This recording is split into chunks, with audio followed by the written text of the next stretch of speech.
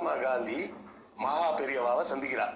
எங்க சந்திக்கிறாரு அப்படின்னு பாத்தீங்கன்னா 1925 நினைக்கிறேன், என்னுடைய நினைவு சரியா இருந்தா 1925ஆம் ஆண்டு பாலக்காட்டுல நெமிலிச்சேரின்னு நினைக்கிறேன், அந்த ஊர் பேருக்கு பாலக்காடு.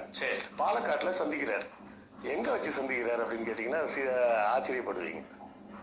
ஒரு மாட்டு தொழுவத்தில் வைத்து சந்திக்கிறார். அவருக்கு மனுஷங்களை விட மாடு ரொம்ப பிடிக்கும். அவங்களுக்கு எப்பவுமே மாடு பிடிக்கும். ஒரே நாடு ஒரே மாடு, அந்த ஒரே பசுமாடு தான். மாட்டு தொழுவத்துல வச்சு சந்திக்கிறாரு. ஏங்க அந்த பாலக்காட்டுல சந்திக்கிறதுக்கு வேற இடமே இல்லையா?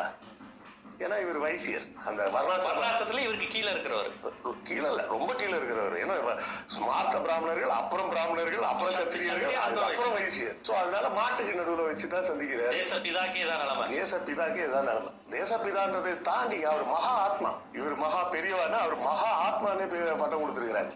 அப்பேற்பட்ட மகாத்மாவையே மாட்டு தொழுவத்தை வச்சு சந்திக்கிறார். மொத்த பாலக்காட்டுல அவருக்கு சந்திக்க வேற இடமே கிடைக்கல பாருங்க. இதுல சந்திச்சது எதுக்காக அப்படின்னு சொன்னா, அந்த காலகட்டத்துல வந்து வைக்கம் போராட்டம்லாம் முடிஞ்சாச்சு. மக்கள்லாம் வந்து அந்த தெருவில் நடக்கும் உரிமையெல்லாம் வாங்கிட்டாங்க. இந்த காலகட்டத்துல வந்து ஒரு எழுச்சி வருது. எல்லா இடத்துலயும் கோயில் நுழைவு போராட்டம் அப்படின்னு வரும்போது மகாத்மா காந்தியும் அதுக்கு ஆதரவு சொல்றாரு. கோவில் நுழைவுக்கு. ஆமா, கோயில் நுழைவுக்கு ஆதரவு கொடுக்குறாரு. ஆமா, அது என்ன எத்தனை திருப்பி கோயில் வராதுன்னு சொல்லிட்டு இருக்கீங்க. அதுல சில பார்ப்பனர்களும் சொல்றாங்க, வந்தா வந்துட்டு போறாங்க, இப்படியே விட்டீங்கன்னா எல்லாரும் வேற மதத்துக்கு போயிடுறாங்க. அப்படி அதுதான் அப்புறம் கோயில் கலெக்ஷனே ஆகாத.